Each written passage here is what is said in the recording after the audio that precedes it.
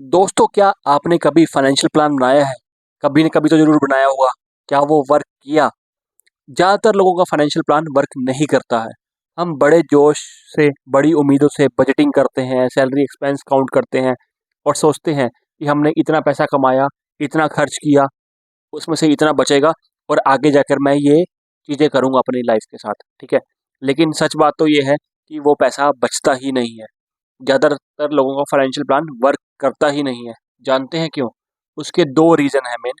पहला रीज़न ये है कि हम सिर्फ़ cut to cut financial plan बनाते हैं। अगर मान लो कोई खर्चा आज ₹100 का है ना, तो मैं मानता हूँ कि साल भर उसमें ₹100 ही खर्च होंगे।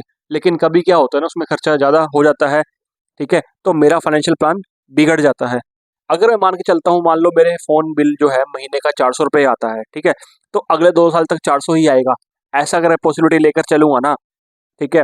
तो चांसेस यही होंगे जो मेरा फाइनेंशियल फाइनेंशियल प्लान बना है ना, वो उसमें कुछ ना कुछ गड़बड़ होगी ही होगी, ठीक है? बिकॉज़ मैं 10% मार्जिन लेकर नहीं चल रहा खर्चों के अंदर।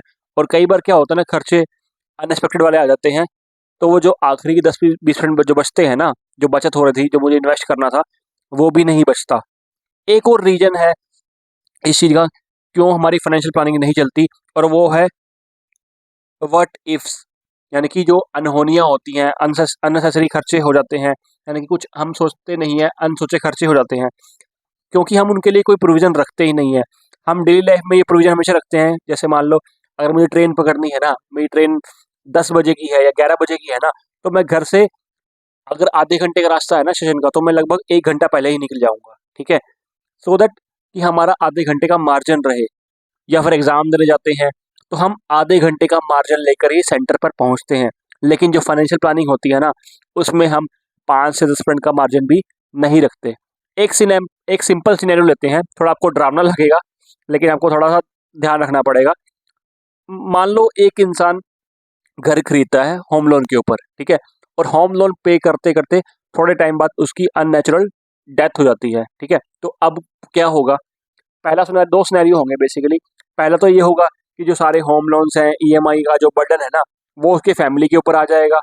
अगर वो फैमिली हर साल 15-20 सालों तक उसका मतलब कि होम लोन की ईएमआई नहीं भर पाती ना, तो क्या होगा? बैंक उसके मकान पे कब्ज़ा कर लेगा। और जो उस जो बंदे की डेथ हुई है ना, उसके उसके सपने होंगे, फैमिली के सपने होंगे कि हमारे पास घर होना चाहिए, बड़ी उम्मीदें होंगी फैमिली की, वो सारी टूट जाएँगी, ठीक है? एक और आउटकम हो सकता है कि जो फैमिली में कोई जो मेंबर है ना, दूसरा मेंबर है, दूसरा अर्निंग मेंबर है, वो डबल शिफ्ट करके, दिन-रात मेहनत करके, अपनी पीठ तोड़-तोड़ के 15-20 साल ईएमआई को भरता रहे होम लोन की, ठीक है? और उस इंसान के सपने के लिए काम करे जिसकी डेथ हो चुकी है, ठीक है? तो ये सुनने में थोड़ा डरावना लगेगा, लेकिन कभी ना कभी ऐसा ज़रूर हुआ होगा। ये व्हाट इफ वाला सिनेरियो पॉसिबल है, ठीक है? तो अब देखते हैं लाइफ के इस सिनेरियो को, इन अनएक्सपेक्टेड इवेंट को हम कैसे हैंडल कर सकते हैं या कैसे कंट्रोल कर सकते हैं, ठीक है? अब देखिए, लाइफ और डेथ जो है ना, वो तो हमारे हाथ में नहीं है, ठीक है? लेकिन जो प्रैक्टिकल लाइफ में जो चीज़ें हमारे हाथ में कंट्रोल में है ना, हम उनके ऊपर थोड़ा-सा कंट्रोल ला सकते हैं, ठीक है? जैसे अब क्या होता है ना, जो कोई इंसान होम लोन ले रहा है, ठीक है? जो वो अर्निंग मेंबर है, ठीक है? तो साथ में अगर वो लाइफ इंश्योरेंस ले लेगा ना, ठीक है? तो उस तो क्या होगा, जब भी अगर मान लो कोई जैसे इस केस में अनएक्सपेक्टेड डेथ हो गई या कुछ हो गया, तो उससे क्या होगा ना, फाइनेंशियली तो एटलीस्ट फैमिली के ऊपर कोई बर्डन नहीं आएगा, क्योंकि क्या होगा ना, अब जो लोन का पैसा होगा ना, वो इंश्योरेंस कंपनी के पैसों से पे हो जाएगा, ठीक है? दोस्तों, अब लाइफ इंश्योरेंस ना कई तरह का होता है। आपको कोई भी ऐसे ही नहीं ले लेना, ठीक है? आपको लाइफ इंश्योरेंस, आपको टर्म प्लान लेना है। टर्म प्लान के ऊपर मैंने पहले भी कई वीडियो में कवर किया है, लेकिन मैं ब्रीफ में बता देता हूँ। जो टर्म इंश्योरेंस होता है ना, उसमें आपकी पूरी लाइफ इंश्योर्ड नहीं होती, आपकी लाइफ के कुछ साल इंश्योर्ड होते हैं। अब आपको लाइफ के कितने साल इंश्योर्ड करने हैं ना, तो आपकी जो अर्निंग मेंबर है ना, उसकी करंट एज पे डिपेंड करता है, और उसके ऊपर कितने डिपेंडेंट फैमिली मेंबर हैं, उनकी एज के ऊपर डिपेंड करता है। मान लो कि आप 35 साल के हैं और आपके 5 साल के बच्चे हैं, तो जब आप 65 साल के हो जाओगे ना, तो आपके बच्चे 30 से 35 साल तक के हो जाएँगे, यानी कि उस टाइम तक आपके बच्चे फाइनेंशियली इंडिपेंडेंट हो जाएँगे। तो आपको देखा जाए अप्रॉक्सिमेटली आपको 30 से 35 साल का टर्म लाइफ इंश्योरेंस लेना है, ठीक है?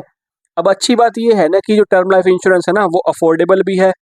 यहाँ पर अगर मैं बात बताऊँ ना आपको, पॉलिसी बाजार से 1 करोड़ का टर्म इंश्योरेंस आपको सिर्फ 473 रुपीज़ पर मंथ के अंदर मिल सकता है, जो कि काफ़ी अफोर्डेबल है। अगर मैं बात करूँ ना दूसरी तरफ टैक्स डिडक्शन की, तो एटीसी के अंदर जो भी आप प्रीमियम पे करेंगे इस इंश्योरेंस के अंदर, उसके अंदर आप 1.5 लाख रुपए तक का डिडक्शन भी क्लेम कर सकते हो, जो भी आप प्रीमियम पे करोगे। ठीक है, पॉलिसी बाजार की जो टीम है ना, वो क्लेम असिस्टेंट के लिए 24/7 अवेलेबल है। और आपको क्या होता है ना, अगर आप पॉलिसी बाजार से आप लेते हो ना, ऑनलाइन पेमेंट करते हो, तो आपको 10% तक की सेविंग भी हो जाती है प्रीमियम के अंदर। बिकॉज पॉलिसी बाजार में क्या होता है ना, कोई मिडल मैन नहीं होता, तो प्रीमियम थोड़ा सा लो हो जाता है। तो अगर आप टर्म इंश्योरेंस लेना चाहते हैं ना, तो डिस्क्रिप्शन में आपको लिंक मिल जाएगा, जहां से आप जाके टर्म लाइफ इंश्योरेंस जो है कंपेयर कर सकते हैं और ले सकते हैं। दोस्तों आज की वीडियो में इतना ही। नेक्स्ट पार्ट में हम कवर करेंगे 3 रूल्स जिनसे हमारा फाइनेंशियल प्लान वर्क करेगा। दोस्तों कमेंट करके जरूर बताइएगा कि आपको ये वीडियो कैसी लगी। अगर आपको हमारा कंटेंट पसंद आया तो आप लाइक कीजिए, शेयर कीजिए एंड सब्सक्राइब कीजिए और देखते रहिए चैनल फाइनेंस विद चाहत। मिलते हैं आपसे नेक्स्ट वीडियो के अंदर, तब तक के लिए बाय बाय।